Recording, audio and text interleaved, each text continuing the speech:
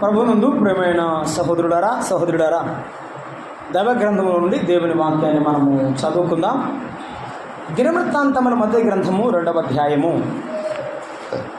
దినవృత్తాంతముల మొదటి గ్రంథము 2వ అధ్యాయము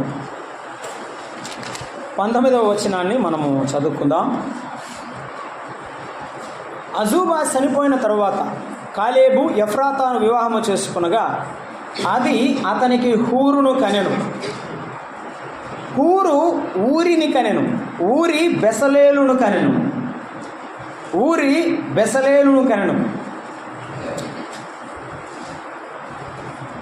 తీసారా? రైట్. నిర్గమాకాండము 17వ అధ్యాయం కూడా చదువుకొని ప్రార్థన చేసుకుందాం. నిర్గమాకాండము 17వ అధ్యాయము 10వ వచనం నుండి 12వ వచనం వరకు మనం చదువుకుందాం. నిర్గమాకాండము 17వ అధ్యాయము 10వ వచనం నుండి మనము 12 వరకు చదువుకుందాం. యెహోషువ మోషే తనతో చెప్పినట్లు చేసి అమాలేకీయులతో యుద్ధమాడింది. మోషే అహరోను హూరు అనువారు ఆ కొండ శిఖరమిచ్చింది. మోషే తన చెయ్యి పైకెత్తినప్పుడు ఇశ్రాయేలీయులు గెలిచిరి. మోషే తన చెయ్యి దింపినప్పుడు అమాలేకీయులు గెలిచిరి. మోషే చేతులు బరువెక్కగా వారు ఒక రాయి తీసుకొని వచ్చి అతడు దాని మీద కూర్చుండకై దాన్ని వేసిరి. అహరోను హూరులు ఒకడు ఈ ప్రక్కను ఒకడు ఆ ప్రక్కను అతని చేతులను ఆదుకొనగా అతని చేతులు సూర్యుడు అస్తమించే వరకు నిలకడగా ఉండెను. అట్లు యెహోషువ కత్తి వాడి చేత అమాలేకు రాజును అతని జనులను గెలిచెను. అమాలేకు రాజును అతని జనులను గెలిచెను. చదవబడిన వాక్య భాగమును దేవుడు దీవించినట్లు చిన్న ప్రార్థన చేసుకుందాం. చిన్న ప్రార్థన. ప్రేమగల తండ్రి, స్తోత్రారుడు అని దేవా, పూజనీయుడా, మీ వందనాలు. మనసారా మా ప్రియుడా, మీ నీడను, మీ ప్రేమను, మీ విందును మేము తలపోసుకొని మీ ప్రేమలో లీనమై హృదయమారా ఆరాధించుటకు పూజించుటకు ఇచ్చిన భాగ్యమును బట్టి స్తోత్రములు. మీ వాక్యం మేము చదువుకున్నాం నాయన. ఒకడు ఎన్నిక లేని వాడు మీ పక్షమున నిలవబడి ఉన్నాడు. మనుష్య మాత్రుడి వలన మాకు ఎప్పటికీ ప్రయోజనం కలగదు ప్రభువా, సహాయం చేయండి అయ్యా. మీరు మాట్లాడితే మాకు దీవెన ప్రభువా, మీరు మాట్లాడితేనే మాకు ఆశీర్వాదం నాయన. గంపెడు ఆశతో మీ వైపు చూస్తున్నాము. మమ్మను పురికొల్పండి, మమ్మను గద్దించండి. మీరు మమ్మను దిద్దుచుండగా లోబడే మనసును దయచేయండి. మీ వాక్యమును వినుచుండగా వినబుద్ధిని పుట్టించండి. సమస్తమును మీ నామమునకే మహిమ, ఘనత, ప్రభావములు ఆరోపించుకుంటూ యేసు ప్రభువు నామమున ప్రార్థన చేస్తున్నాము తండ్రి, ఆమేన్.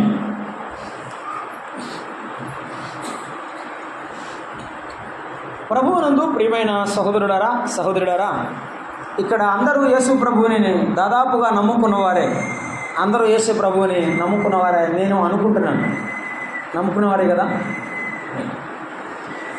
నమ్ముకున్న విశ్వాసి జీవితంలో ఉండవలసినటువంటి తీరు మనము ఈవేళ జ్ఞాపకం చేసుకోబోతున్నాం. ఏ విశ్వాసి అయితే యేసు ప్రభువుని నమ్ముకుంటాడో, ఏ వ్యక్తి అయితే యేసు ప్రభువు నందు విశ్వాసం ఉంచుతాడో, పాపములో నుండి బయటికి వస్తాడో, పాపాన్ని విడిచిపెట్టి వస్తాడో, ఆ విశ్వాసి ఆ దేవుని సహవాసంలో ఉంటాడు, దేవుని ప్రజల సహవాసంలో ఉంటాడు. ఏ వ్యక్తి దేవుని ప్రజల సహవాసంలో ఉంటాడో వారితో దేవుని ప్రేమలో ఐక్యమై ఎదుగుతాడు. అలా ఎదిగిన వాడు ఆ సంఘానికి, దేవుని సమాజానికి ప్రయోజనకరమైన వాడుగా, గొప్ప సహకారిగా నిలబడతాడు. అలాగూ దేవుని కొరకు సహకారిగా నిలబడిన వారిని దేవుడు ఒకానొక దినమున తన పని కొరకు ఉపయోగిస్తాడు. అటువంటి వ్యక్తిని గురించి మనం ఈవేళ ఆలోచన చేయబోతున్నాం. ఆ వ్యక్తి పేరే హూరు. ఏమిటి చెప్తారా అందరూ? హూరు. ఏం పేరు? హూరు అంటే తెల్లనిదనం అని అర్థం. పవిత్రతకు, పరిశుద్ధతకు సూచన. బైబిల్ గ్రంథంలో ముగ్గురు హూరులు ఉన్నారు. మనం అది చూసిన తర్వాత ధ్యానం చేద్దాం. నెహెమ్యా గ్రంథము 3వ అధ్యాయము 9వ వచనాన్ని నాకు కొంతమంది సాయం చేయండి సహోదరులు. నెహెమ్యా గ్రంథము 3వ అధ్యాయము 9వ వచనాన్ని మనం ఇలాగున చదువుకుంటున్నాం. అక్కడ ఒక భక్తుడు, దేవుని యందు భయభక్తులు కలవాడు మనకు కనబడుతున్నాడు. 3:9 వారిని ఆనుకొని యెరూషలేములో సగభాగమునకు అధిపతి అయిన హూరు కుమారుడైన రెఫాయా బాగు చేసెను అన్నాడు. సగభాగమునకు అధిపతి అయిన హూరు అన్నాడు. యెరూషలేము ప్రాకారము కట్టేటప్పుడు ఒక్కొక్కరు ఒక్కొక్క గోడ కట్టారు, ఒక్కొక్కరు ఒక భాగము కట్టారు. ఆ భాగానికి కొంతమందిని అధిపతులుగా ఎజ్రా, నెహెమ్యా వారందరూ కూడా నియమించారు. యెరూషలేము ప్రాకారము కట్టడంలో ఒక అధిపతి, అతడు యెరూషలేములో దేవుని మందిరము కట్టడంలో అధిపతి హూరు అనే ఒకడు. సంఖ్యాకాండం 31వ అధ్యాయంలో 8వ వచనంలో, సంఖ్యాకాండము 31వ అధ్యాయము 8వ వచనంలో మరొక వ్యక్తి మనకు కనిపిస్తున్నాడు. 31:8 మనము చదువుకుంటున్నాం. 31వ అధ్యాయము 8వ వచనంలో మనం చూస్తున్నాం. మీరు నిదానంగానే తీయండి, పర్వాలేదు, మెల్లిగా చదువుదాం. 31:8 చంపబడిన ఇతరులను కాక మిద్యాను రాజులను, అనగా మిద్యాను 5 రాజులైన ఏవీని, రేకెమును, సూరును, హూరును, రెబను చంపిరి అన్నాడు. ఇశ్రాయేలీలు కనాను దేశాన్ని వారు స్వాధీనపరచుకోవడానికి ముందుకు వెళుతున్నప్పుడు మిద్యాను రాజులైన 5 రాజులను చంపారు. 5 రాజులలో ఒక రాజు పేరే హూరు, ఒక రాజు పేరే హూరు. యెరూషలేము ప్రాకారము కట్టిన ఒక అధిపతి పేరు హూరు. మిద్యాను రాజులు 5 రాజులు ఇశ్రాయేలుల చేత చంపబడినారు. ఆ 5 రాజుల ఒక రాజు పేరు హూరు. దినవృత్తాంతముల మొదటి గ్రంథం 2వ అధ్యాయము 19వ వచనంలో కాలేబు కుమారుడు అజూబాకు, కాలేబుకు జననమైన కుమారుడు ఎవరంటే హూరు. ఆ 2వ అధ్యాయం ప్రారంభంలో చదివితే యూదా గోత్రములోని వారు ఎవరనగా అని ప్రారంభించారు. కాలేబు ఎవరు? యూదా గోత్రమునకు చెందినవాడు. కాలేబు కుమారుడు హూరు, కాలేబు కుమారుడు హూరు. ఇక కాలేబు ఎవరో నేను చెప్పాల్సిన అవసరం లేదనుకుంటున్నాను కదా, రైట్. కనాను దేశాన్ని వేగి చూడడానికి 12 మంది వెళితే 12 మందిలో 2 దేవుని కొరకు నిలబడిన వారిలో ఒక్కడు కాలేబు. యెహోషువ, కాలేబులు 2 మంచి వర్తమానం మోషే యొద్దకు తీసుకుని వచ్చారు. 10 మంది కూడా సరి అయిన వర్తమానాన్ని తీసుకురాలేదు. వారిలో ఉన్నవాడే కాలేబు. ఆ కాలేబు కుమారుడే హూరు. ఇక్కడ 2 సందర్భాలు మీకు గుర్తు చేస్తాను, ఎవరైనా బైబిల్ని కన్ఫ్యూజన్ చేసే అవకాశం ఉంది కాబట్టి. కొంతమంది ఏమంటారంటే ఈ హూరు మిర్యామును వివాహం చేసుకున్నాడు అంటారు. కాదు, మిర్యాము కుమారుడే హూరు అంటారు. నేను రెండిట్లో రెండో దాన్ని నమ్ముతాను. ఎందుకంటే అందరికంటే పెద్దది ఎవరు? మిరియాం. మోషే కంటే, అహరోను కంటే పెద్దది మిరియాం. అంత పెద్దమ్మను పెళ్లి చేసుకున్నాడంటే మోషే కంటే పెద్దోడై ఉండాలి. మోషే కంటే పెద్దోడంటే మోషే చేతులు పట్టుకోవడానికి ఆయనకు బలం ఉండదు. ప్రార్థన చేసినప్పుడు చేతులు పైకి ఎత్తారు కదా రోజంతా. అంత వృద్ధుడు అంత చేతులు పైకి ఎత్తారు. మోషే చేతులే బరువు, ఇంకా మోషే కంటే పెద్దోడంటే అంతే కదా. మిరియామును పెళ్లి చేసుకుంటే నేను చెప్తుంటే తలకాయ నూపడం నీకు అర్థమవుతలేదు, నాకు అర్థం కావట్లేదు. నిజమా కాదా? కాబట్టి మిరియామును పెళ్లి చేసుకుని ఉన్నాడు. మోషే చేతిలో బరువెక్కితేనే అహరోను పట్టుకున్నాడు, తమ్ముడు కాబట్టి. తర్వాత మరి మోషే కంటే పెద్దవాడైన మిరియాము కంటే పెద్దదైనటువంటి ఆమె భర్త అయిన హూరు పట్టుకున్నాడంటే ఎలా నమ్ముతాం? కాబట్టి అయి ఉండకపోవచ్చు. మరి ఏది వాస్తవం అంటే యవనస్తుడుగా ఉండి మేనల్లుడుగా ఉండి వెంబడించిన వాడుగా ఉన్నాడు కాబట్టి ఆ వృద్ధుల మధ్య యవనస్తుడుగా ఉండి పని చేశాడని నమ్మవచ్చు. దాన్ని నేను గట్టిగా నమ్ముతున్నాను. ఇప్పుడు అర్థమైంది కదా. మిరియాము ఎవరు? మోషే అక్క. మిరియాము కుమారుడు హూరు. హూరు మోషేకి ఏమవుతాడు? మేనల్లుడు. నేను చెప్పా కదమ్మా, మేనల్లుడు అవుతాడు. మేనమామ దగ్గర మేనల్లుడు ఉన్నాడు అనమాట. ఇది బైబిల్ ఏం చెప్పలేదు, కానీ ఒక్క సందర్భంలోనే హూరును గుర్తు చేశారు అంతే. ఒక సందర్భంలోనే హూరును గుర్తు చేశారు. నాకు హూరు జీవితంలో దేవుడు 3 మాటలు ఇచ్చాడు. ఆ 3 మాటలు మీకు అందించి వెళ్ళిపోతాను. హూరు దేవుని సన్నిధిలో నిజమైన సహవాసాన్ని అనుభవించిన సహవాసి ఏమిటి? దేవుని సహవాసి ఏమిటి? ఏమిటి? మళ్ళీ చెప్పండి. దేవుని సహవాసి. 2, ప్రార్థనా సహకారి. ఊరు ఎవరు? ప్రార్థన సహకారి. 3, దేవుని కొరకు సాహసం చేసినటువంటి దేవుని యొక్క సాహసవంతుడు, తన ప్రాణాన్ని త్యాగం చేసినవాడు. అది మనం చూద్దాం. ఎవరైనా యేసు ప్రభువుని నమ్ముకున్నారు అంటే దేవుని సహవాసములో వారు ఉండాలి. ఏం చేయాలి? దేవుని సహవాసములో ఉన్న వారి లక్షణాలు ఏంటి? ఏమండి, దేవుని నమ్ముకున్నారండి అని చాలామంది చెప్తారు. మందిరం నిండా ప్రజలు ఉంటారు, మందిరానికి వచ్చేవారు ఉంటారు. కానీ దేవుని నిజమైన సహవాసాన్ని ఎవరు అనుభవిస్తారు? ఎవరు దేవుని సహవాసాన్ని అనుభవించేవారు? ఊరు దేవుని సహవాసాన్ని అనుభవించాలని ఎలా చెప్తున్నాము బైబిల్ ప్రకారం? అంతే కదండి. ఏందో అన్నయ్య 2 ముక్కలు రాసుకొచ్చేది చెప్తున్నాడు అని అనుకోకూడదు కదా. బైబిల్లో ఆధారం చూపించాలి కదా. ఊరు మోషే చేతులు పైకెత్తినాడు అంటే ఐగుప్తులో నుండి బయటికి వచ్చినాడు. ఐగుప్తులో నుండి బయటికి వచ్చిన వాడు ఊరు. అందువలన ఊరు దేవుని సహవాసం చేస్తున్నాడు, దేవుని ప్రజలతో సహవాసం చేస్తున్నాడు. ఎవరైతే యేసు ప్రభువుని మొదట నమ్ముకుంటారో వారు దేవుని బిడ్డలతో సహవాసం చేస్తారా? చెయ్యాలా? చేస్తారు, చెయ్యాలి. అలా చేయకపోతే వారు దేవుని నమ్మిన బిడ్డలు. గట్టిగా చెప్పాలమ్మా.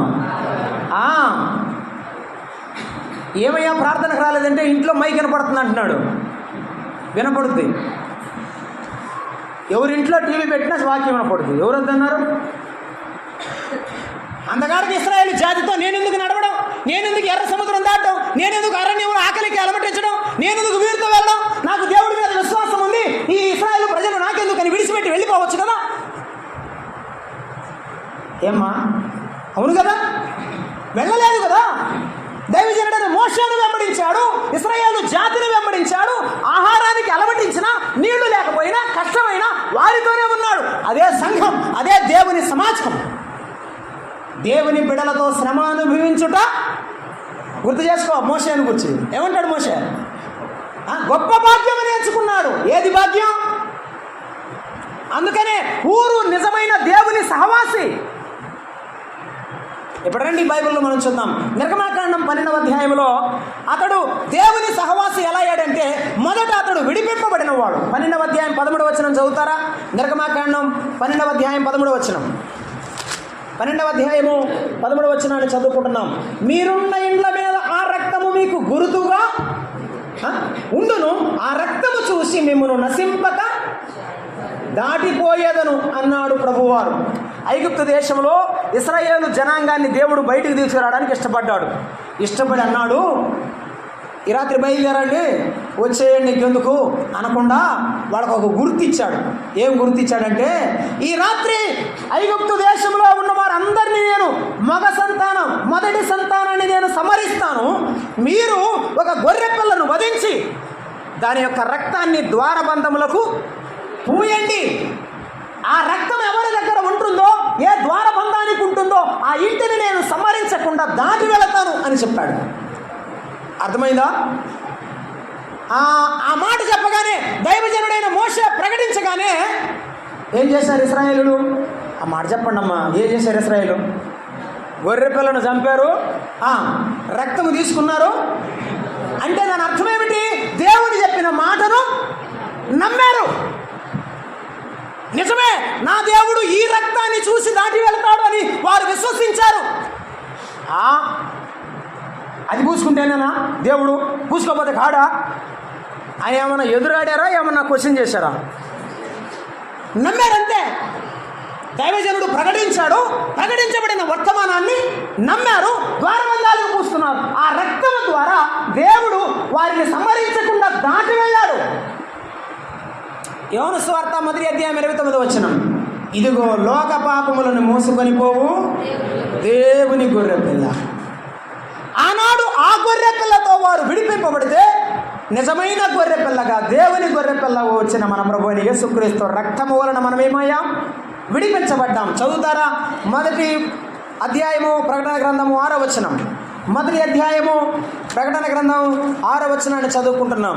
మనలను ప్రేమించుచు తన రక్తము వలన మన పాపముల నుండి మనను విడిపించిన వానికి అని రాశాడు. కింద 4 వేసి ఏం రాశాడు? కడిగిన వానికి అన్నాడు. ఆయన రక్తముతో ఏం కడిగాడట? మన పాపములను కడిగాడు. యేసుక్రీస్తు రక్తము ప్రతి పాపమును కడుగుతుంది. యోహాను రాసిన మొదటి పత్రికలో మొదటి అధ్యాయంలో చెప్పినాడు ఏమనంటే, ఆయన రక్తము ప్రతి పాపము నుండి మనలను పవిత్రులుగా చేస్తుంది. మొదటి యోహాను పత్రిక మొదటి అధ్యాయం 7వ వచనంలో యేసు ప్రభు రక్తాన్ని ఆశ్రయించి, ప్రభువా నా యొక్క చేతులు, నా తలంపులు, నా జీవితం పాడైందని ప్రభు ఎదుట అడిగితే, ప్రార్థిస్తే ప్రభు మన పాపమంతా కడిగాడు, మన హృదయం అంతా కడిగాడు. ఆ రోజు ఇశ్రాయేలీయులు దుఃఖించి ఏడ్చారు, ప్రభువా ఈ బానిసత్వం నుండి విడిపించు, ఈ ఫరో బానిసత్వం నుండి, ఈ బాధల నుండి విడిపించమని దుఃఖపడితే ఆయన దిగి వచ్చాడు, గొర్రెపిల్ల రక్తము ద్వారా విడిపించాడు. మన పాపములను చూసి మనం ప్రార్థించకపోయినా ఆయన తన కుమారుని మన కొరకు పంపించి, ఆయన కుమారునికి మన పాపములను బట్టి శిక్ష విధించి, ఆయనే తన ప్రాణమును మన కొరకు ధారపోసి రక్తము చిందించాడు మన ప్రభు అయిన యేసుక్రీస్తు. ఆ గొర్రెపిల్ల ఐగుప్తులో నుండే విడిపించింది. ఈ దేవుని గొర్రెపిల్ల అయిన యేసుక్రీస్తు ప్రభు పాపము నుండి విడిపించాడు. అమ్మ నేను గుర్తు చేస్తున్నాను, 2 లోకము నుండి విడిపించాడు, మరణము నుండి విడిపించాడు, ఈ సమస్తము నుండి విడిపించి, దుష్టత్వము నుండి విడిపించి పరలోక రాజ్యానికి వారసులుగా చేశాడు. అందుకని వారు విడిపింపబడిన ఐగుప్తు కంటే విడిపింపబడిన మన విమోచన ఎంతో గొప్పది. ఆ గొర్రెపిల్ల రక్తము కంటే యేసు ప్రభు రక్తము, ప్రోక్షణమైన రక్తం ఎంతో అమూల్యమైనది. అది 2024 సంవత్సరాల క్రితము ఎంత పవర్ఫుల్, ఎంత శక్తి గలదో, ఈనాటికి కూడా ఎవరు ఆశ్రయిస్తే వారిని క్షమించే రక్తం యేసు ప్రభు యొక్క రక్తం. ఆయన రక్తమును ఆశ్రయించి కడగబడ్డావా? మార్పు చెందావా? ఊరు మిశ్రిత జనములో ఉండిపోయి, మిగిలిపోయి, ఐగుప్తులో ఉండిపోతాను, నేను ఇక రాను అని చెప్పకుండా మోషే వెంబడి బయలుదేరాడు. ఇశ్రాయేలు జనాంగము వెంట బయలుదేరాడు. నమ్మి బయలుదేరాడా? నమ్మకుండా? నమ్మే బయలుదేరా. ఈవేళ నీవు నమ్మి బయలుదేరితే, నీవు నమ్మి ఆయన మాటను విశ్వసిస్తే నీవు రక్షింపబడతావు. నమ్మిన వానికి రక్షణ, నమ్మని వానికి శిక్ష విధింపబడింది. యేసు ప్రభువుని నమ్మండి, పాపమును విడిచిపెట్టండి, ఐగుప్తు లోకమును విడిచిపెట్టండి, లోకములో ఉన్న ఆశలను విడిచిపెట్టండి. మరొక మాట జ్ఞాపకం చేస్తున్నాం. దేవుని ప్రజలతో ప్రయాణం చేశాడు. ఆయన సహవాసి అనేదానికి కారణాలు చెప్తున్నాను. ఊరు దేవుని సహవాసి అనడానికి మొదటి కారణం ఐగుప్తును విడిచిపెట్టాడు. 2, ఐగుప్తులో నుండి విడిచి బయటకు వస్తూ దేవుని బిడ్డలతో తన ప్రయాణాన్ని కొనసాగించాలి. నమ్మిన ప్రతి విశ్వాసి ఎవరితో ప్రయాణం కొనసాగించాలి? దేవుని పిల్లలతో. యేసు ప్రభువుని నమ్మానండి, నేను బాప్తిసం తీసుకున్నాను, నాకు బైబిల్ తెలుసు, కానీ నేను ప్రార్థనకు రానండి. పాస్టర్ గారు మీరు మాత్రం నా కోసం ప్రార్థన చెయ్యండి. మా అబ్బాయి ప్రార్థనకు రానండి, మా అబ్బాయికి ఉద్యోగం కావాలి, మా అబ్బాయికి పెళ్లి కావాలి, మా అమ్మాయికి, చిన్న అమ్మాయికి ఉద్యోగం కావాలి, పెద్ద అమ్మాయికి పెళ్లి కావాలి, నేను మాత్రం ఆరాధనకు రాను, టయానికి రాను, నా ఇటు వచ్చినట్టు ఉంటాను. ఇది న్యాయమా ధర్మమా నువ్వే చెప్పు. ఇలా ఉంటే నిన్ను దీవించాలా? తలకాయలు అసలు ఓపెన్ కూడా ఒకట్లేదు, ఊమంటలేదు. చెప్పండమ్మా. ఒకవేళ నీ బిడ్డలే నీ పట్ల అలా ప్రవర్తిస్తే నువ్వేం చేస్తావు? నీ బిడ్డ నీతో మాట్లాడడు, నీ దగ్గరకు వచ్చి అమ్మ అని పలకరించడు, తిన్నావా బతుకున్నావని అడగడు, ఏమి చేయడు, ప్రేమను పంచడు, నీతో ఆప్యాయంగా ఉండడు, ఏమంటావు? అసలు అడిగి నేను బతుకున్నాను గుర్తుండంతయ్యా, కన్నాను, పేగు తెచ్చాను, ఎన్ని చెప్తావు? నీకోసం ప్రాణం పెట్టిన యేసయ్య కొరకు ప్రార్థనకు సమయానికి రాలేవు, పనులు చక్కబెట్టి పక్కన పెట్టి రాలేవు.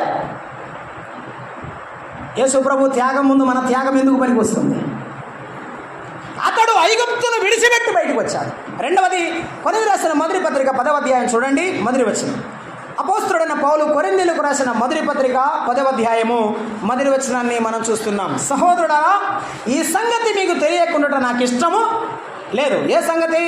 అదేమనగా మన పితరులందరూ మేఘము కింద ఉండిరి, వారందరూ సముద్రములో నడిచిపోయిరి, అందరూ మోషేను బట్టి మేఘములోను సముద్రములోను బాప్తిస్మము. ఇప్పుడు హూరు ఏం పొందాడు? Thank you. విశ్వసించాడు, ఐగుప్తును విడిచిపెట్టాడు. నమ్మిన ప్రతి విశ్వాసి ఏం చేయాలి? బాప్తీసం పొందాలి. 8 ఏళ్ళైనా 7 ఏళ్ళైనా 10 ఏళ్ళైనా ఏం చెప్పి తెలుసా? ఏందక్క బాప్తీసం తీసుకోడు? మరే మా ఆయన నేను ఇద్దరం తీసుకోడు. ఆయన నమ్ముకోడు, ఈయన తీసుకోడు. నిజమే, చాలామంది ఉన్నారు సంఘాలు, గుంపులు ఉన్నారు. తేలైతే బాప్తీసం తీసుకోవడానికి ఆటంకం ఏమిటి? ఆ నపంసకుడు రథము దిగి ఫిలిప్పుని అడిగాడు, నీళ్లున్నాయి, నాకు మనసు ఉంది, బాప్తీసం తీసుకుంటాను, ఆటంకం ఏమైనా ఉందా అని అడిగాడు. ఏం చెప్పాడు? నాకు ఆటంకం ఏమీ లేదు, బాప్తీసం ఇస్తాను పదండి అన్నాడు. ఈవేళ నమ్మిన ప్రతి విశ్వాసి ఆ హృదయంలో దేవుని పట్ల ఉన్న కృతజ్ఞత ఉంటే నీవు ఆగలేవు, ఉండలేవు. బాప్తీసం తప్పకుండా తీసుకుంటావు. ఒకటి, హృదయంలో జరిగేది అంతరంగికమైన మార్పు, బహిరంగమైన సాక్ష్యమే బాప్తీసం. నేను యేసయ్య బిడ్డను, నేను దేవుని బిడ్డనని ప్రపంచానికి తెలియజేసేదే బాప్తీసం. చాలామంది యేసయ్యను హృదయంలో నమ్ముకున్నారు కానీ బయటకు సాక్ష్యం చెప్పరు. ఒక సందర్భంలో ఎంఎం కీరవాణి గారు ఇలా అన్నారు, ఏదైనా పాట పాడాలంటే ప్రార్థన చేసుకొని పాట పాడతానండి, యేసు ప్రభు పట్ల నాకు విశ్వాసం ఉందన్నాడు ఆయన. యూట్యూబ్లో కూడా ఉంది. చాలామంది అదే చెప్తారు, వారి హృదయంలో విశ్వాసం ఉంది కానీ బయటికి వచ్చి నేను దేవుని బిడ్డనని చెప్పే ధైర్యం చెప్పలే. చాలామంది ఎవరి బిడ్డలు బైబిల్ చేతిలో పెట్టుకోవడానికి సిగ్గుపడుతున్నారు. ప్రార్థనకు వచ్చేటప్పుడు చిన్న బైబిల్ జేబులో పెట్టుకుని వస్తున్నారు.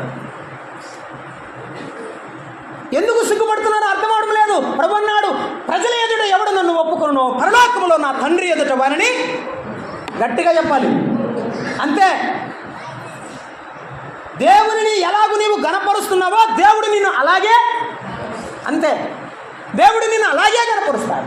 ఐగుప్తును విడిచినటువంటి ఇతను ఆ మోషేను బట్టి ఆ యొక్క ఎర్ర సముద్రమును దాటడం ద్వారా బాప్తీసం పొందాడని పరిశుద్ధాత్ముడు రాసి ఉంచాడు. నమ్మిన నీవు బాప్తీసం పొందాలి. అప్పుడే దేవుని సంఘం యొక్క సహవాసం, ఆరాధన చేసే దేవుని భాగ్యము నీకు దొరుకుతుంది.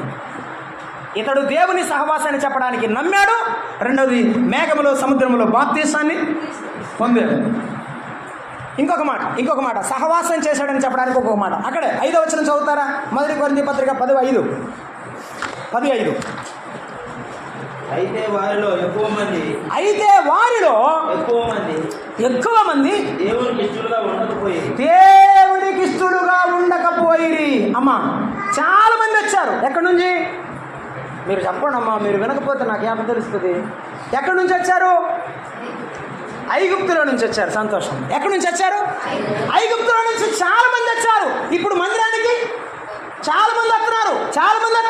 కానీ ఆ ఐగుప్తు నుంచి వచ్చిన వారిలో కొంతమంది మాత్రమే ఆయనకి ఇష్టలుగా ఉన్నారు. అందరూ ఇష్టలుగా లేరు. ఆనాడైనా ఈనాడు కూడా కొందరే దేవునికి ఇష్టమైన వారు, కొందరే ప్రార్థనాపరుడు, కొందరే వాక్యం చదివేవారు, కొందరే దేవుని మనసుకు దగ్గరగా ఉండేవారు. ఇదిగో వారిలో ఒకడున్నాడు. అతని పేరే హూరు. దైవజనుడైన మోషేతో పాటుగా నడిచి వెళ్తున్నాడు. ఎంతమంది యవనస్తులు లేరా ఇస్రాయేల్ సమాజంలో? 6 లక్షల కాలు బలగం ఉంది. ఒకటి ఉందా? తక్కువ ఉందా? ఆ ముసలాయన నడవడానికి ఒకడున్నాడా? ప్రభుకు స్తోత్రం. ఆ ఒకడన్నా ఉన్నాడు. కొన్ని చోట్ల పాపం వాళ్ళే మోసుకోవాలి, వాళ్ళే ఈడ్చుకోవాలి. మా తాతయ్య బతుకున్నంతకాలం గంపలో మైకి పెట్టుకుని మోసాడు. ఆయన చనిపోతే నా దగ్గర పోయి ఏడ్చి వెళ్ళాడు, అయ్యా ఎవరు లేరురా, మీరు ఉండిపోండి అని చెప్పాడు. నీవు దేవుని పని చేయడానికి, దేవుని కొరకు నీవు బయటికి రావడానికి సిద్ధమా? అలాగైతే దేవుడు ఏదో తగిన సమయంలో నిన్ను పైకెత్తడానికి, హెచ్చించడానికి సిద్ధం. నీ మనసు సిద్ధమైతే నీవు సిద్ధపడతావు. నీవు సిద్ధమైతే దేవుడు నిన్ను ఉపయోగిస్తాడు. హూరు అలాగే ఉన్నాడు. దేవుని ప్రజలతో సహవాసం చేయడానికి, ప్రయాణం చేయడానికి వచ్చాడు. అందుకే దేవునికి ఇష్టంగా బతికాడు. 16వ కీర్తన 3వ వచనం, భూమి మీదనున్న భక్తులే శ్రేష్ఠులు, వారు కేవలము నీకు ఇష్టలు. అవును, దేవుని నమ్ముకున్న భక్తులు ఆయనకి ఇష్టమైన వారు. దేవుని నమ్ముకున్న అందరూ కాదు, దేవుని నమ్ముకున్న భక్తులు, భక్తి గలవారు, భయము గలవారు, దేవునికి ఇష్టమైన వారు. అలాగైతే హూరు భక్తి గలవాడు కాక దేవుని సహవాసాన్ని చేశాడు. దేవుని యందు భయభక్తులు గలవాడు కనుక దేవుని సహవాసాన్ని చేశాడు. దేవుని ప్రజలతో ప్రయాణాన్ని కొనసాగించాడు.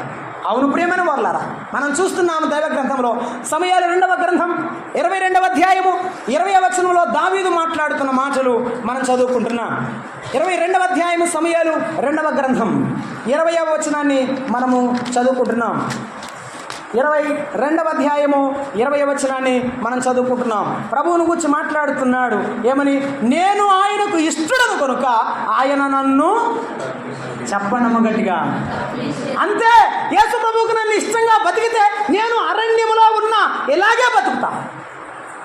నా ప్రభు నన్ను కాపాడే దేవుడని విశ్వసిస్తా. దావీదు చెప్పాడు ఏమని? 23వ కీర్తన, యెహోవా నా కాపరి.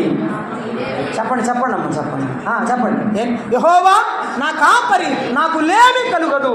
గడాంధకారపు లోయలో సంచరించిన ఈ అపాయమునకు నేను. దేవునికి ఇష్టడు కనుక ప్రతి అపాయాన్ని తప్పించాడు. ఊరు కూడా అంతే. ఆ కిబ్రోతు హత్తావలో 10 మంది చనిపోయారు. ఆ యొక్క సముద్రం దాటిన తర్వాత సనిగిన కొందరు రాలిపోయారు, అరణ్యంలో రాలిపోయారు. కానీ ఊరు మాత్రం దేవుని కొరకు నిలబడ్డాడంటే దేవునికి ఇష్టడుగా బతికాడు. దేవుని సహవాసం అంటే అది. దేవుని పిల్లలతో కలిసి ప్రయాణం చేయడం, కలిసి ఆరాధన చేయడం, కలిసి ప్రభువు నామాన్ని ఘనపరచడం. ఇంకొకటి 3వ మాట, దైవజనులతో ప్రయాణం చేశాడు. ఎవరితో? దేవుని ప్రజలతో ప్రయాణం చేశాడు. అది సహవాసం, దేవుని సహవాసం. దైవజనునితో ప్రయాణం చేశాడు. ఏం ప్రయాణం? దైవజనులతో ప్రయాణం. అమ్మా, నేను అడుగుతున్నాను, వృద్ధులతో, అనుభవజ్ఞులైన దైవజనులతో ఎంతమంది సహవాసం చేయడానికి ఇష్టపడుతున్నారు? తాతయ్య ప్రార్థన చేద్దామని, ఇప్పుడు ఖాళీగా ఉంటాను, కాసేపు ప్రార్థన చేద్దామని యవన బిడ్డలు ఎవరైనా ఉన్నారా? అమ్మమ్మ ప్రార్థన చేద్దాం, మందిరంలో కాసేపు ప్రార్థన చేద్దాం. దేవుడు ఎందుకో వాతావరణం అనుకూలంగా ఇవ్వడం లేదు, పంటలు చాలామంది నష్టపోతున్నారు, ఎంతోమంది ఏడుస్తున్నారు అని ఇతరుల పట్ల హృదయ భారం ఉన్నవారు ఎవరు ఉన్నారా? వృద్ధుల సహవాసం, అనుభవజ్ఞులైన దైవజనుల సహవాసం చేయాలి. జ్ఞానుల సహవాసం చేసిన వాడు ఏమవుతాడు? జ్ఞానవంతుడు అవుతాడని సామెతల గ్రంథం 13వ అధ్యాయం 20వ వచనంలో మనం చూస్తున్నాం.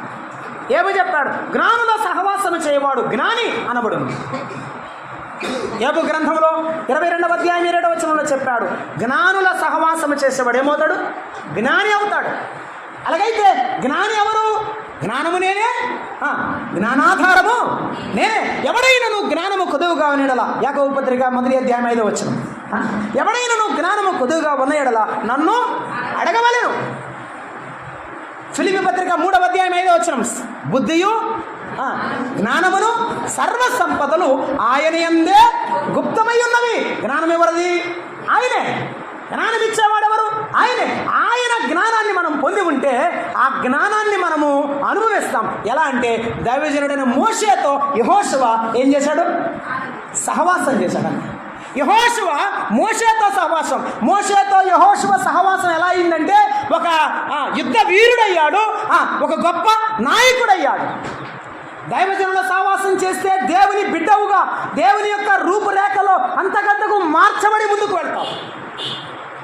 పౌలుతో తిమోతి సహవాసం, గొప్ప దైవజనుడయ్యాడు, ప్రియమైన కుమారుడుగా మార్చబడ్డాడు, ఇష్టమైన కుమారుడయ్యాడు. యవనస్తులు చాలామంది చెప్తారు, ఆయన నాకు ఇష్టం ఉంటుందండి, ఆయన నాకు పాటీడండి, పాత్రీడండి, ఈయన మాత్రం అసలు పెద్ద అనమాట, అసలు నడు పాపం వస్తే రావచ్చు కాక.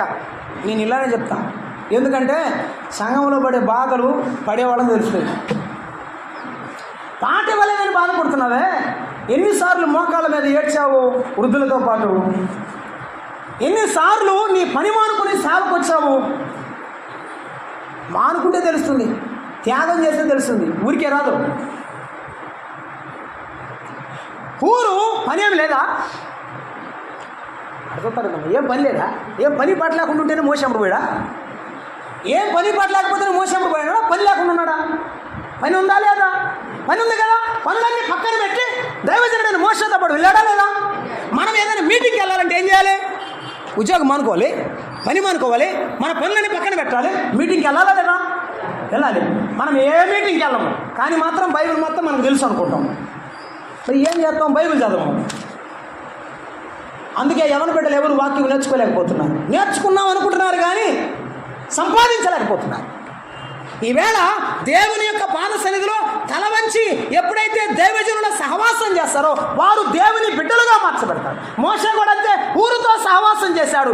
దేవుని ప్రజలకు మేలు చేసే సాధనంగా దేవుడు ఊరును వాడుకున్నాడు. అంతే. ఈవేళ నీవు దేవుని చేత వాడబడాలంటే దైవజనులు వాడబడుచుండగా దేవుని ఆత్మ ప్రేరేపితులై వారు దేవుని కొరకు సేవ చేస్తుండగా వారికి సహకారిగా ఉండు. తగిన సమయంలో దేవుడు నిన్ను ఇచ్చేస్తాడు. ఎవరి బిడ్డలారా ఆలోచన చేయండి, మీ సహవాసం ఎవరితో ఉన్నది? నేను ముందుకు తాగి వెళుతున్నాను. మన సహవాసం ఎవరితో? మన సహవాసం ఎవరితో? 1 యోహాను పత్రికలో 1వ అధ్యాయం 3వ వచనాన్ని మనం చదువుకుంటున్నాం. మన సహవాసం ఎవరితో? మన సహవాసం ఎవరితో? 1:3 మాతో కూడా మీకును సహవాసము కలుగునట్లు అన్నాడు. మాతో కూడా మీకు సహవాసం అంటే సంఘముతో పాటు సహవాసం. ఈ సహవాసం ఏ సహవాసం? అపోస్తలుల సహవాసం, దైవజనుల సహవాసం. దైవజనుల సహవాసం. అమ్మా అయ్యా గుర్తుంచుకుందాం, మనము చేయాల్సిన సహవాసం ఏమిటంటే సంఘము యొక్క సహవాసం. సంఘము యొక్క సహవాసం. చాలా చాలా వాక్యాలు ఉన్నాయి, నేను మీకు చూపించడం లేదు. సంఘ సహవాసం చేయండి. 1 కొరింథీ పత్రిక 1వ అధ్యాయం 9 అన్నాడు, కుమారుని సహవాసమునకు పిలిచిన దేవుడు నమ్మదగిన వాడు అని చెప్పాడు. కుమారుని సహవాసం చేయండి, తండ్రితో సహవాసం చేయండి, పరిశుద్ధాత్మతో సహవాసం చేయండి. మోకరించేటప్పుడల్లా పరిశుద్ధాత్మదేవా నన్ను నడిపించు, నాలో ఉన్న లోపాలను దిద్దమని వేడుకో. దేవుని సహవాసం నీకు అనుభవపూర్వకంగా వస్తుంది. చాలామంది దేవునితో సహవాసం చేయడం లేదు. దినంబు దేచుకు దగ్గరగా చేరుతా, అనుదినంబు యేసునే నా మదిలో కోరుతా. ఏం చేయాలి? దినదినం యేసు ప్రభువుకు దగ్గర కావాలి. అనుక్షణం యేసు ప్రభువుని మదిలో కోరుకోవాలి. ఆయన సన్నిధిని కోరుకోవాలి. ఉద్యోగంలోకి వెళ్ళినావా ఆయన సన్నిధి ఆత్మతో నింపబడి ఉండు. నీవు పొలంలోనికి వెళ్ళినావా దేవునితో సహవాసం కలిగి ఉండు. కొంతమంది 4 గోడల మధ్య భక్తిగా ఉంటారు. గ్రామంలోకి వెళ్ళిన తర్వాత, ఉద్యోగంలోకి వెళ్ళిన తర్వాత, పొలంలోకి వెళ్ళిన తర్వాత బుద్ధి వెర్రి తలవేస్తోంది. అందుకే దేవుని ఆత్మ పని చేయడం లేదు. పరిశుద్ధాత్మ దుఃఖపడుతున్నాడు. ఊరు అటువంటి వాడు కాదు. ఎవరి బిడ్డలను విడిచిపెట్టాడు? ఎవరి సహవాసం? వృద్ధుల సహవాసం. ఏమండి, రెహబాము యవనస్తుల సహవాసం కోరుకున్నాడు కాబట్టి నష్టపోయాడు. రెహబాము ఎవరు? సొలొమోను కొడుకు. Thank you. రెహబాము ఎవరు? సొలొమోను కొడుకు. సొలొమోను లాగా గొప్ప పరిపాలన చేయవలసిన వాడే ఇశ్రాయేలుల జాతిలో ఉన్న పెద్దలను తిరస్కరించి యవనస్తులను కోరుకున్నాడు. యవన బిడ్డలు మంచివాళ్ళే. ఒక ఆయన అన్నాడు, బ్రిటిష్ పోయెట్ అన్నాడు, unmarried men are the best servants of the society but bad masters of the money అన్నాడు. చెప్తా, సమాజానికి సేవ చేయాలంటే పెళ్లి కాని వాళ్ళు బాగా పనికొస్తారు, డబ్బులు ఎలా కంట్రోల్ చేయాలో వాళ్ళ వల్ల కాదన్నాడు. నిజమే. సరిగా ఖర్చు పెట్టడం, సరిగా వాటిని ఉపయోగించడం తెలియదు యవన బిడ్డలకు.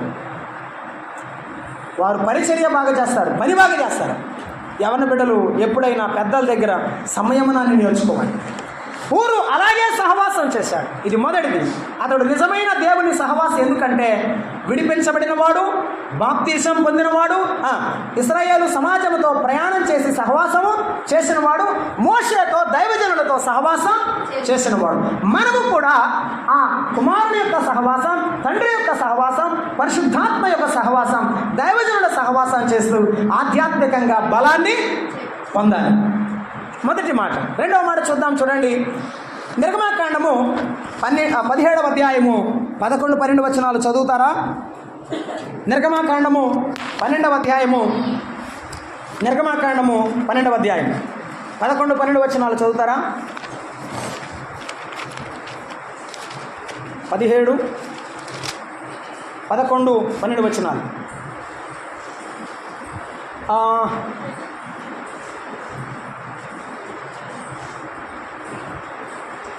నేను 9వ వచనం చదువుతున్నాను. మోషే యెహోషువతో, మన కొరకు మనుషులను ఏర్పరిచి వారిని తీసుకొని బయలువెళ్ళి అమాలేకీయులతో యుద్ధము చేయము. రేపు నేను దేవుని కర్రను చేతపట్టుకొని ఆ కొండ శిఖరము మీద నిలిచెదను అనేను. మోషేతో ఏం చెప్పాడు? నువ్వేమో యుద్ధం చెయ్యి, నేనేమో అప్పుడేనమ్మా, నువ్వేమో యుద్ధం చెయ్యి, నేనేం చేస్తాను? కొండ మీద ప్రార్థన చేస్తాను. యుద్ధం చేసేది కొందరు, ప్రార్థన చేసేది కొందరు. దేవుని పక్షంగా సువార్త ప్రకటించేవారు కొందరైతే ఆ సువార్త ఫలించేటట్లు సంఘములో ప్రార్థించవలసిన వారు కొందరు. ఇక్కడ ప్రభువు నాకు ఇచ్చిన తలంపు ఏమిటంటే, అతడు నిజమైన ప్రార్థన సహకారి అని చెప్పడానికి ఒకటి, అతడు వ్యక్తిగతంగా ప్రార్థన యొక్క అక్కరత ఎరిగినవాడు. ఏమెరిగినవాడు? ప్రార్థన యొక్క అక్కరత ఎరిగినవాడు. శత్రువైన అమాలేకీయులందరూ కూడా రెఫీదీములో దిగివచ్చారు. ఇశ్రాయేలులు పట్టబడతారు, పిల్లలేమి వృద్ధులేమి అందరూ చనిపోతారు, ఇక ఎవరు మనం మిగలం, అంతా పోగొట్టుకోవలసి వస్తుంది. శత్రువు మీదకు వస్తున్నాడనే భయం మనసులో ఉండి నిద్ర లేదు. దైవజనుని మనసును ఎరిగి భారం ఎరిగి ఇప్పుడు కొండకు బయలుదేరుతున్నాడు. అర్థమైందా? నీవెవరిని నమ్ముతున్నావు నీ కష్టాల్లో? ఎవరి మీద ఆధారపడుతున్నావు నీ కష్టాల్లో?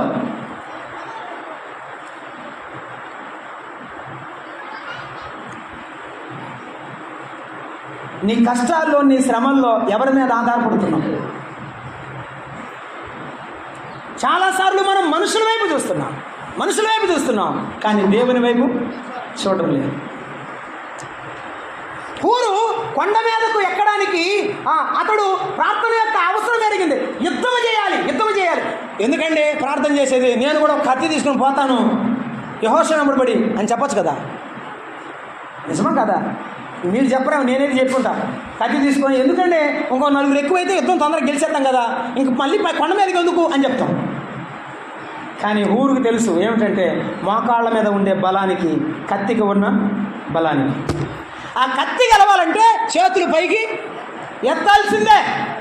నీవు చేసే పనిలో ఫలం, నీవు చేసే పనిలో విజయం రావాలి అంటే మోకాళ్ళ మీద ప్రార్థన అవసరం. ఆ అక్కరత నీవు గుర్తించాలి. అక్కరని గుర్తించాలి. తన బిడ్డ కావాలి అంటే, తన గర్భాన జన్మించాలి ఒక దైవజనుడు అంటే, అన్నాకు తెలుసు మోకాళ్ళ మీద కన్నీటి ప్రార్థన. నీ బిడ్డల యొక్క రక్షణ నీ కన్నీటి ప్రార్థన మీద ఉందని నీకు ఎప్పుడు అర్థమవుతుంది? నీ జీవితంలో నీ భర్తను సంపాదించుకోవడం నీ కన్నీటి ప్రార్థన మీద ఉన్నదని నీకు ఎప్పుడు తెలుస్తుంది? నీ బిడ్డలను దేవుడు ఆధ్యాత్మికంగా బలపరచాలంటే నీవు కన్నీరు కార్చాలని నీకు ఎప్పుడు తెలుస్తుంది? నా తల్లి 30 ఏళ్ళు ప్రార్థన చేసింది, 30 సంవత్సరాలు ప్రార్థన చేసింది మా తండ్రి కొరకు. మేము నమ్ముకున్న తర్వాత మేము ప్రార్థన చేశాం. మా ప్రభు మా మొర విని మా కుటుంబాన్ని రక్షించాం. 12 గంటలప్పుడు అప్పుడు దాకా రాడు తాగి మా అమ్మ ఏడుస్తూ ఉండేది. నేను చిన్నపిల్లప్పుడు నాకు తెలియదు, ఎందుకు ఏడుస్తుందో తెలియదు. 12 గంటలప్పుడు ఏడుస్తామండి. 11 గంటలప్పుడు మెలకంగా ఉంటే పాటలు నేర్పించేది. ఎట్లాంటి పాత పాటలన్నీ నేర్పించింది మా అమ్మాయి. పాటలు నేర్పిస్తూ ఉంటే పాడేవాడిని. అవి పాడేటప్పుడు ఏదో సంతోషం ఉండేది, కానీ నాకు తెలియదు, దాని అర్థం తెలియదు, నాకేం తెలియదు, పాడుకునేవాడిని అంతే. ఒకసారి ఏడుస్తుంటే లేచాను, మా అమ్మని అడుగుతున్నాను, ఎందుకు ఏడుస్తున్నావు అమ్మ అని. నాన్న మారాలయ్యా అని. అప్పటి నుండి నేను యేసుప్రభుని నమ్మలేదు, కానీ ప్రార్థన చేస్తూనే ఉండేవాడిని. ప్రార్థన ఎంత బలమైందో తెలుసా? ప్రార్థన అనేకమైన విజయాలు మనకిస్తుంది. ప్రార్థన యొక్క అక్కరత ఎరిగిన వాడు ఎవరు చెప్పండి? ఎవరు? హూరు. కాబట్టి యుద్ధము చేయడానికి కత్తి అవసరమైనట్టుగా ప్రార్థన కూడా ఎంతో అవసరమైందని అతడు గుర్తెరిగి ముందుకు బయలుదేరుతూ ఉన్నాడు. కాబట్టి ఇది ప్రార్థన గడి అని తెలుసుకున్నాడు. ఈ గంటలో మనం ప్రార్థన చేయాలి అని అర్థమైంది. కాబట్టి తన మనసును మనసును ఏం చేశాడు? సిద్ధం చేసుకొని బయలుదేరాడు. ఇప్పుడు నీవు కూడా ఏం చేయాలంటే, మొదట మెంటల్గా నువ్వేమవ్వాలి? ప్రార్థనకు సిద్ధపడాలి. నీవు మానసికంగా సిద్ధపడాలి. కాబట్టే ఆదికాండం 22వ అధ్యాయంలో చీకటి ఉండగానే పెందల కడే 22వ అధ్యాయం మొదటి వచనంలో అబ్రహాము గాడిదకు గంత కట్టాడు, బలికి కట్టెలు చీల్చాడు. సిద్ధపడ్డా లేదా? ఆరాధనకు వచ్చే మనము 1 గంట సేపు మోకాళ్ళ మీద ఉండి దేవుని సన్నిధిలో సిద్ధపడలేమా? చాలామంది సిద్ధపడకుండానే వస్తున్నారు ఆరాధన. అందుకే ఆ ప్రభావాన్ని ఆరాధనలో చూడలేకపోతున్నాం. శనివారం విజ్ఞాపనలో కన్నా ప్రార్థనలోకి రాలేకపోతున్నారు. కాబట్టి ఆ కుటుంబంలో ప్రభావం లేదు, బిడ్డల్లో ప్రభావం లేదు, అందరూ ఏకాబోతులైపోతున్నారు. ఈవేళ నీవు నేను చేయవలసింది ఏమిటంటే, ఏదైనా మనము చేయబోయేటప్పుడు ప్రార్థనతో సిద్ధపడతాం. ఆరాధనకు ప్రార్థనతో సిద్ధపడతాం, సువార్తకు ప్రార్థనతో సిద్ధపడతాం, పని చేయడానికి ప్రార్థనతో సిద్ధపడతాం. ప్రార్థన చేస్తూ వెళ్ళాడు. సిద్ధమైన మనస్సు అంటే పనులన్నీ ప్రక్కన పెట్టి వెళ్ళడం. నీ పనిని దేవుని కొరకు నష్టపరిస్తే అంతకంటే నూరంతలుగా దేవుడు ప్రతిఫలాన్ని నీకు ఇస్తాడు. ఒక ఆయన అన్నాడు, దీన్ని పట్టుకున్నవాడు నష్టపోలేదు, దీన్ని పట్టుకున్నవాడు ఎవడు బాగుపడలేదు అన్నాడు. దావీదు చెప్పిన మాట గుర్తు చేసుకుంటున్నాను. నీతిమంతులు విడవబడుట కానీ, వారి సంతానం విడవబడుట కానీ, భిక్షమెత్తుట కానీ నేను ఎన్నడూ చూడలేదు. అలాగైతే యేసు ప్రభు నుండి విశ్వాసం ఉంచిన నీవు ప్రభువు కొరకు, ప్రార్థన కొరకు విడిచిపెట్టిరా. అయ్యో నేను అడగకూడదు, అడగవచ్చు నాకు తెలీదు. ప్రార్థనకి ఎంతమంది వస్తారు? Count them on finger tips, అంతే కదా, వేళ్ల మీద లెక్క పెట్టచ్చు. ప్రార్థనకు రారు. వాక్య ధ్యాన కూడికకు వచ్చినప్పుడు వాక్యము నేర్చుకోవాలి. దేవుడు మనలను పురికొల్పుతాడు. ఆ అమ్మాయిము గ్రామస్తులు ఇద్దరు భార్యాభర్తలు నడుచుకుంటూ వెళుతుంటే వారి మధ్యలో యేసయ్య నిలబడ్డాడు. వారితో నడిచాడు. 24వ అధ్యాయం లోకాసు వార్తలో వారు అన్నారు, ఆయన మనతో మాట్లాడుచుండగా మన హృదయములు మండలేదా అని. యేసయ్య మాట్లాడేటప్పుడు ఏమవుతాయి? మన హృదయాలు మండిస్తాడు, మన హృదయాలను వెలిగిస్తాడు, మన హృదయాలు తెప్పరలు చేస్తాడు, ధైర్యం ఇస్తాడు, ఆయన ఊతమిచ్చి నిలబెడతాడు. కాబట్టి ఆయన వాక్యముతో బలపరచబడాలి, ప్రార్థనలో స్థిరపరచబడాలి. ఇతడు సిద్ధపరచబడి వెళ్ళాడు. 17వ అధ్యాయం 11, 12లో చూసుకుంటే వారు కొండ ఎక్కి కలిసి వెళ్ళారా? ఒకరి తర్వాత ఒకరు వెళ్ళారు. అహరోను, హూరు, మోషే అందరూ కలిసి వెళ్ళారు. ప్రార్థన కలిసి చేయాలా లేకపోతే విడివిడికి చేయాలా? ఇప్పుడు నేను కొత్తగా వింటున్న భాష ఏంటంటే బ్రదర్ సంఘాలు. బ్రదర్ నాకు పని ఉంది బ్రదర్, ముందు చేసి వెళ్ళిపోతాను. అమ్మమ్మ కచ్చపాకు నేను చేసి వెళ్తానమ్మా. నేను మీకు అంటే కోపం వస్తుందేమో కానీ నాకు జరిగింది, నీకు జరగకూడదు. 2020లో కరోనా టైంలో యాక్సిడెంట్ అయిపోయి కాలు ఇరిగిపోయింది. ఒక ముక్క బయటకు వచ్చింది. ఆన్ బెడ్ మీద ఉన్నాను నేను. యాక్చువల్గా ఆదివారం అది ఆరాధనకు వెళ్తున్నాను. నా బ్రెయిన్లో వాడు చెప్తున్నాడు వెనకమని, నాకు ఒక సైన్ వినపడుతోంది, something is going to happen అని. ఎవరో వచ్చారు, నేను పట్టుకుపోతున్నారు, ఏంటి నువ్వు వెళ్తున్నావు అని నాకు ముందుగానే చెప్తానే ఉన్నాను. నేను ఒకటే చెప్పాను, నేను ప్రభు అయిన యేసుక్రీస్తును ఆరాధించడానికి వెళ్తున్నా, ఏం జరిగితే ఏమో ఆయన చూసుకుంటాడు. అంత దూరం వెళ్ళాను, బండి పడిపోయింది, నేను పడిపోయినాను, కాలు ఇరిగిపోయింది. అప్పటి వరకు ఏంటంటే పిహెచ్డీ అయిపోవాలి, ఈడున్నాయి చర్చలు, బ్రహ్మాండంగా ఇల్లు కొట్టుకుందాం, పిల్లలను చదివించుకోవచ్చు, స్థిరపడవచ్చు, మనకి ఎంతకంటే గొప్ప సేవ ఉంది, చాలా గొప్ప సేవ చేస్తున్నాం అని మనకు అప్పుడు అవివేకం కదా, తెలియదు అనుకున్నాను. దేవుడు ఏం చేశాడు? దామిని కింద పడేశాడు, ఖాళీ బెడ్ మీద పడుకున్నాడు, సింగిల్ పెన్నీ కూడా లేదు అకౌంట్లో. ప్రార్థన చేస్తున్నాను, ప్రభువా నాకెందుకు ఇలా జరిగిందో నాకు తెలియదు, ఎట్లని ప్రార్థన చేస్తున్నాను, అది కూడా అవివేకమే అని ప్రార్థన చేస్తుంటే ప్రభువు చెప్పాడు, ఇర్మియా గ్రంథంలో ఒక వచనాన్ని నాకు గుర్తు చేశాడు. మరట ఆయనట కుమ్మరివాని ఇంటికి తీసుకెళ్ళాడట, దైవజనుడిని తీసుకెళ్ళి చూడమన్నాడు. కుమ్మరివాడు సారె పైన మట్టి వేస్తున్నాడు. ఏమేస్తున్నాడు? మట్టి వేస్తూ ఉంటే అది కుండ అవ్వాలి కదా, చేతులు పెడితే అవ్వట్లేదు, ఇరిగి పడిపోతుంది. ఒకసారి వేసాడు, ఇరిగి పడిపోయింది. ఇంకొకసారి వేసాడు, ఇరిగి పడిపోయింది. ఏం చేశాడు? దాన్ని తీసి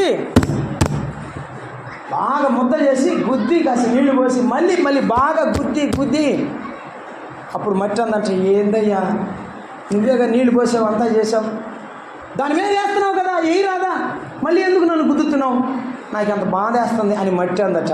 నవ్వాడంట దేవుడు. నవ్వి మళ్ళీ మట్టి వేసాడు కొండ మీద, ఆ సారి మీద మట్టి వేస్తే మంచి కుండ అయిందంట. దేవుడంట, ఇందాక గుద్దుతున్నానంటివే అన్నాడంట. కొండ నవ్విందంట. అది దేవుడు నాకు కొనుక్కున్నప్పుడు ఆలాపంలో నాకు గుర్తు చేసింది. దేవుడు మనల్ని ఎందుకు కష్టాలకు కలిగిన అలాగే చూస్తుంటాడు. దేవుడా నువ్వెందుకు నన్ను గమనించలేదు, ఈ కష్టాల్లో నా చెయ్యి ఎందుకు విడిచిపెట్టావు, నాకు ఎందుకు నీవు సాయం చేయలేదని నీవు కన్నీరు కారుతూ ఉంటే అప్పుడు దేవుడు ఎందుకు చూస్తూ ఉంటాడు అంటే, ఆ అనుభవాలలో కూడా నాకు ఒక పాఠాన్ని నేర్పించడానికే.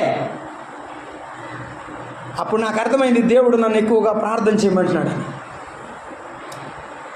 కుటుంబంగా భార్యాభర్తలంగా కలిసి ప్రార్థించడం మొదలుపెట్టాం. మేము ప్రార్థిస్తూ ఉన్నాం, ప్రార్థన చేస్తూ ముందుకు వెళ్తూ అలాగున్న ప్రభు నామాన్ని గణపరిచాం. ప్రభు బెడ్ మీద నుంచి ఇంట్లోకి తీసుకుని వచ్చి సంవత్సరం పాటు పోషించాడు. నోబడి నోస్, ఎవరికి తెలియదు అకౌంట్లో ఎందుకు వస్తున్నాయో. మనం డ్రా చేసుకోవడం వాడుకోవడమే. పిండి తొట్టిలో పిండి తక్కువగా లేదు, నూనె అయిపోలేదు, అయిపోయింది, సంవత్సరం గడిచిపోయింది. రికవర్ అయ్యాను. దేవుని బిడ్డలు వచ్చారు, అమ్మ బాధపడొద్దు, డబ్బులు కట్టి డిశ్చార్జ్ చేసి తీసుకొచ్చారు, ఇదిగో ఈ డబ్బులు ఉంచు, అయ్యగారు పైకి లేచిందాక జాగ్రత్త చూసుకో అని చెప్పి వెళ్ళిపోయాడు. నేను మరలా ఉద్యోగంలో జాయిన్ అయ్యి శాలరీ తీసుకొని ఎవరు దేవుని పిల్లలు సాయం చేశారో వారందరినీ పిలిపించి కూడికి పెట్టి వారందరినీ సత్కరించి వారందరికీ దేవుని నామాను ప్రభువుని స్తుతించి వారికి నా కృతజ్ఞత తెలియజేసి వారిని సాగనంపాను. ఏనాడు మనము దేవుని సన్నిధిలో వ్యక్తిగతంగా కలిసి ప్రార్థించే అలవాటు మనకు లోపిస్తుందో, ఎదగాలని మనము ఆశీర్వదించబడాలని దేవుడే కష్టాలను ఏం చేస్తాడు? అనుమతిస్తాడు. ఎందుకు? ఈ శత్రువులు ఇశ్రాయేలులకు ఎప్పుడైనా యుద్ధం చేశారా? చెప్పండి, నేను ముగిస్తాను. చేశారా? ఐగుప్తీయులు ఎవరితోనన్నా తగాదాడతామో తెలుసా వాళ్ళకి? అసలు ఒక్కడ తెలుసు వాళ్ళకి. మోషే మీద మాత్రం బాగా తగాదాడతాడు. ఆయన ఒకటి పాపం దొరుకుతాడు, వాళ్ళకి ఇంకెవరు దొరకడు. ఫరో రాజు దొరకడు, ఐగుప్తులో ఉన్న ప్రజలు ఎవరు దొరకరు. ఒక్కడ నోరు నారికి లేనోడు ఒకడు దొరుకుతాడు, ఆయన మోషే. సంఘంలో ఒకడు దొరుకుతాడు, ఎవరు? నవ్వుతున్నారు, చెప్పట్లేదేమమ్మా. ఎవరు దొరుకుతారు మీకు? అది సేవకుడు దొరుకుతాడు. ఆయన ఏమనగా ఏమన్నా అంటే మరి రాడేమో, ఎందుకు వచ్చిన గొడవలు అని కళ్ళు మూసుకొని ప్రార్థన చేస్తుంటాడు. ఆయన నీ బిడ్డలు నీకు దూరం అయితే ఆ బాధ తెలుస్తుంది. ఆ కన్నీరు కార్చేటప్పుడు నీ కష్టం విలువ తెలుస్తుంది. నీ బిడ్డలు నీకు లోబడాలని ఎలాగ అనుకుంటున్నావో సంఘ బిడ్డలు కూడా తనకు లోబడి అలాగే మంచివారిగా బ్రతకాలని తండ్రి, ఆత్మీయ తండ్రి కోరుకోవడం తప్పు కాదు. మీ పైన ఉన్న నాయకులను మీరు గమనించండి. మోషేని గమనించాడు, కలిసి ప్రార్థించడానికి ప్రయాణం చేస్తున్నాడు. అమ్మ నేను ముగిస్తాను. నిజమైన సహకారి ఎందుకంటే చేతులు పైకెత్తి ఆదుకున్నాడు. ఎప్పటి వరకు? సూర్యుడు అస్తమించే వరకు అన్నాడు 12వ వచనంలో. అంటే రోజంతా. ఏమండే ఎంతసేపు పిల్లలు ఎత్తుకోవడానికి ఎంతసేపు చేతులు చెప్తా? నవ్వుతావు చెప్పాము. ఎంతసేపు చెప్తా? చేతులు చాపడానికి, పట్టుకోవడానికి కాదు, ఏదైనా వస్తువు పట్టుకోవడానికి కాదు, చేతులు చాపడానికి ఎంతసేపు చెప్తావు? 2 నిమిషాలు 3 నిమిషాల తర్వాత ఆబా అంటావు. అదే ఒక మనిషి చెయ్యిని గట్టిగా పట్టుకోవాలి అంటే, ముసలి వాళ్ళు అంటే మామూలు విషయం కాదు. వాళ్ళు మనం చేతి గట్టిగా పట్టుకున్నా మన చేతిని కూడా గట్టిగా ఊపుతుంటారు. వాళ్ళకి బలం లేక పడతానే ఉన్నాడు భయంతో. నేను మా తాతయ్యని పట్టుకున్నప్పుడు అంతే. ఆయన పడడు తెలుసు, కానీ ఆయన మనం ఊపుతుంటాడు. ఆయన పట్టుకోవడం చాలా కష్టం. కానీ సాయంత్రం వరకు పట్టుకున్నాడట. అర్థమైందా? అంటే నిలకడగా, నమ్మకత్వంగా, ఇసుగు చెందకుండా, ఏ బాధపడకుండా ఈ వృద్ధుని చేతులు పైకి ఉండాలి. ఇశ్రాయేలీయులు గెలవాలి, నా జాతి గెలవాలి, నా ప్రజలు గెలవాలి, వారితో పాటు నేను ఆనందంగా బతకాలనే ఒక సంకల్పం, ఆ దృఢమైన నిశ్చయమైన మనస్సు ఏ విశ్వాసకుడదో ఆ సంఘం గొప్ప సంఘం, అభివృద్ధి చెందే సంఘం. ఎవరి చేతులు పైకెత్తి దివారాత్రుడు దేవుని సన్నిధిలో ప్రార్థిస్తారో ఆ సంఘం దేవుని చేత ఆశీర్వదింపబడుతుంది. మోషే చేతులు పైకెత్తినప్పుడు ఇశ్రాయేలుడు గెలిచింది. నీ పసిపిల్లల ప్రాణము కొరకు వేకువజామున లేచి దేవుని వైపు నీ చేతులెత్తు అన్నాడు విలాప వాక్యములు 3వ అధ్యాయంలో భక్తుడు. చేతులెత్తండి, అలాగూ సహకారిగా ఉండండి. అంత మాత్రమే కాదు, అది నిలకడైన ప్రార్థనా జీవితం, నమ్మకమైన ప్రార్థనా జీవితం. నేను ఆఖరి మాట గుర్తు చేస్తాను, మీరేం తెయ్యొద్దు, చెప్తాను. 32వ అధ్యాయంలో 22వ వచనంలో ఇశ్రాయేలీయులు ఆయన కొండ మీదకి వెళ్ళాడు. ఎవరు? మోషే దైవజనుడు పలకలు దాటానికి. ఈ కింద ఉన్నోళ్ళు వచ్చారు. వాళ్ళ దగ్గరికి పైకి వెళ్తే ఒక మాట చెప్పాడు, మీకు ఎవరికైనా వ్యాజ్యం ఉంటే హూరు దగ్గరికి కానీ అహరోను దగ్గరికి కానీ వెళ్ళండి అని చెప్పి పైకి వెళ్ళిపోయాడు. ఎవరికి అప్పచెప్పాడు? న్యాయం తీర్చడానికి హూరుకి అహరోనికి ఇచ్చాడు. వెళ్ళిపోయాడు. ఆయన రావడం లేట్ చేశాడట. తడువు చేయుట చూసి వారట వచ్చారు. ఎవరి దగ్గరికి? మొదట హూరు దగ్గరికి వచ్చారు. హూరు దగ్గరికి వచ్చే, హూరో మోషే అనేవాడు ఏమాయనో మాకు తెలియదు, రా మా ఎదుట ఒక దూడను చేయడానికి నువ్వు రా, మాకు ఒక దేవుడు కావాలి ఇప్పుడు ఆ మోషే దేవుడు ఉన్నాడని తీసుకొచ్చాడు కానీ మాకేమో చూపించలేదు. ఏడకపోయాడు కూడా మాకు తెలియదు. కాబట్టి నువ్వు మాకు దేవుడు కావాలా. ఊరేమన్నాడంటే, మీరు చాలా పాపం చేస్తున్నారు, దేవుడు ఉన్నాడు, మోషే దైవజనుడు వస్తాడు, ఆగండి అని చెప్పాడు. ఇది బైబిల్ గ్రంథంలో లేదు, చరిత్ర గ్రంథంలో ఉన్నది. హూరును మీద పడి వారు చంపారు. హూరు చచ్చిపోయాడు. కానీ విగ్రహం చేయడానికి హూరు ఒప్పుకోలేదు. పవిత్రంగా బ్రతకడానికి తన ప్రాణాన్ని త్యాగం చేశాడు. దేవునికి వ్యతిరేకంగా ఉండడానికి ఇష్టపడలేక తన జీవితాన్ని త్యాగం చేశాడు. కానీ వారితో పాటు పాపం చేయలేదు. పవిత్రత కొరకు ప్రాణం పోగొట్టుకున్నాడు. కానీ పవిత్రంగానే తన ప్రాణాన్ని విడిచిపెట్టాడు. కానీ గబగబా హౌరోన్ దగ్గరికి వచ్చారు.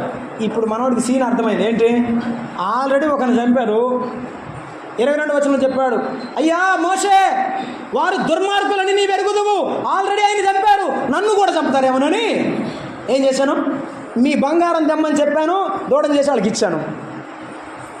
ఎదురు తిరిగిన ఆయనేమో ప్రాణం పోగొట్టుకున్నాడు. ఎదురు తిరగకుండా వాళ్ళ మాట విన్న ఆయనేమో ప్రాణం కాపాడుకున్నాడు. ఎవరు చెప్పినట్టు చేద్దాం? మనకెందుకు బ్రతాయి? మనకెందుకు సిస్టర్? అసలు మనకెందుకు? ఎవరు ఎడిపోతే మనకెందుకు? మనకెందుకండి? మనం ఎందుకు చెప్పాలి? మనం ఎందుకు వాళ్ళకి శత్రువు అవ్వాలి? ఏం మాట్లాడుతాం? మేల్కొని ఉందాం. అది దేవుని పిల్లల లక్షణం కాదు. అమ్మా అయ్యా మంచిది కాదమ్మా, అయ్యా మంచిది కాదు. ఒకవేళ వాళ్ళు నిన్ను ద్వేషించవచ్చు, వారు నిన్ను విడిచిపెట్టి వెళ్ళిపోవచ్చు. కానీ నీవు చెప్పవలసింది దేవుని వాక్యాన్ని.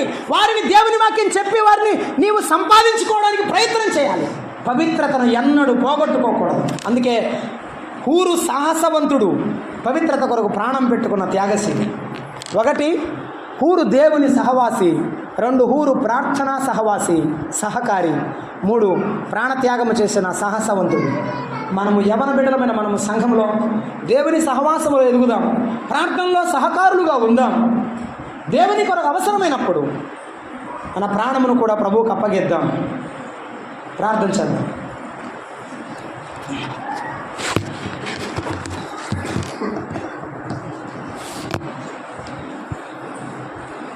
ప్రియమైన సోదరి సోదరుడా, నమ్ముకుని ఎన్ని దినాలైంది? యేసు ప్రభు కొరకు ఏమైనా చేసినవా? ప్రభువా నేను నమ్ముకున్నానయ్యా, కానీ నీ కొరకు నేను ఏమీ చేయలేకపోయినాను. ఊరువలే నీ కొరకు నిలబడాలని ఉంది, నీ ప్రజల కొరకు ప్రార్థన చేయాలనుంది, అనేకుల కొరకు నీ పక్షముగా విజ్ఞాపన చేయాలనుంది. ఇక నుండి నేను చేస్తాను ప్రభువా అని చెప్పగలవా? ఈయన అల్పులైన సహోదరుల కొరకు మీరు చేస్తే నాకు చేసినట్టే అన్నాడు. వారి కొరకు నీవు ప్రార్థించగలవా? వారి కొరకు నీవు నిలబడగలవా? వారి కొరకు నీవు చేయగలవా? యేసయ్య కొరకు నీవు చేస్తే అమ్మా పరలోకములో నీకు ఫలం. దయగల తండ్రి, ప్రేమగల ప్రభువా, స్వార్థము మీ వాక్యం మా అందరిలో పనిచేయడానికి సహాయపడమని మాతో మమ్మల్ని నడిపించినందుకు స్తోత్రం చెల్లిస్తాం. యేసు ప్రభువు నామమును వేడుకుంటున్నాము తండ్రి, ఆమేన్. అందరికీ వందనాలు.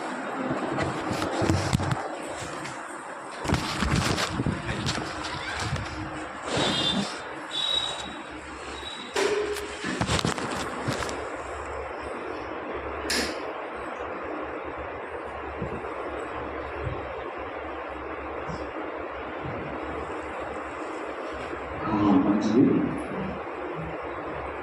అప్పుడప్పుడు మన హృదయాలు కదిలించేటువంటి